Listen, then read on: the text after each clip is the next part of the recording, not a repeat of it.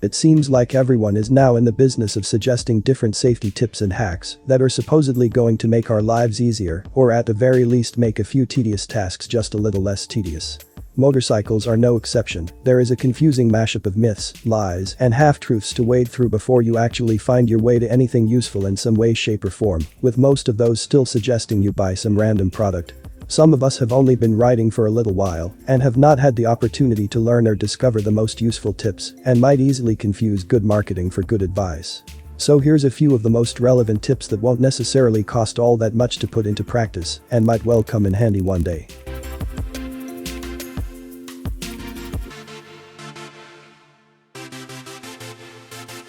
Technically, this will cost you something, but it is important to adjust accordingly. As much as it is a great idea to gear up for every ride, that just isn't realistic. If you are just going to the convenience store 5 minutes down the road, some sneakers and a helmet will be enough. If that convenience store is in another state and you plan on doing a few 0 to 60 runs from light to light, well, you better be wearing your jacket and riding jeans too. Also, for those dirt riders out there, it is important to get the right gear for that very different environment. If you commute on your motorcycle, you know very well that your riding boots might not really work anywhere off the bike, so 9 times out of 10 you are going to put on your sneakers or regular work shoes. If you have ever ridden with sneakers, you might have experienced that awful sinking feeling when your lace gets hooked on the foot peg. If you ride in sneakers or shoes with long laces, it is crucial that you build a habit of tucking in your laces. It will almost certainly save you from a low-speed tip over one day.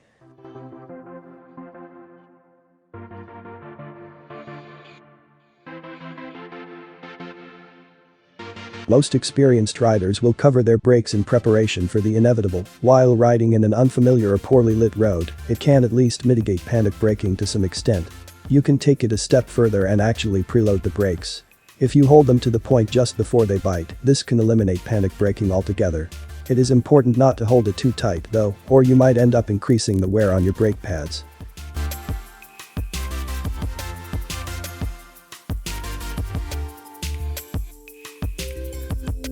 This might seem simple enough, but seriously, monitor what you do one day, and you might be surprised.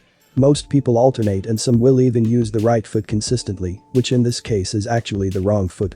Make a habit of shifting some of your weight to the left as you come to a stop. That will force you onto the left foot, so your right foot can stay planted on the foot brake, warning those behind you that you are indeed there and don't want to be killed. No matter what level you are currently at, there is a suitable riding course that will make you a better rider. This one will require time, effort and a bit of a budget.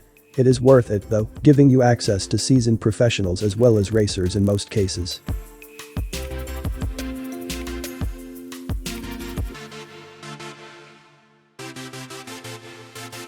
There are several different checks you can do on a motorcycle, but one thing you can never overlook is the state of your tires.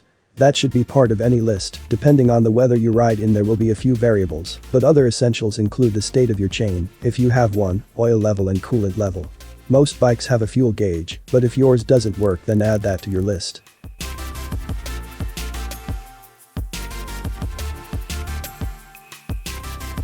Not all of us will have this one, but we should. There are pretty small versions of this out there, but another option is just doing a little copying. Find a suitable pouch that fits under your seat and find a small kit online that you feel has all the essentials. Pick up the essentials from a pharmacy and pack your own kit.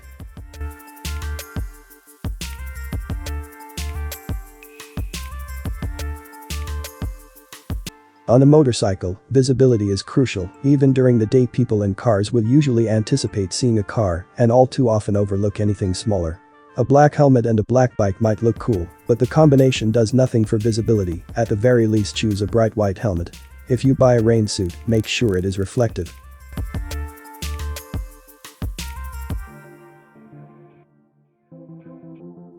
This one might seem straightforward, but the vast majority of us will need to admit we don't always follow the rules perfectly. We have to take responsibility for our actions, so just always be aware of others. If you are going to break the law, be prepared for any and all eventualities.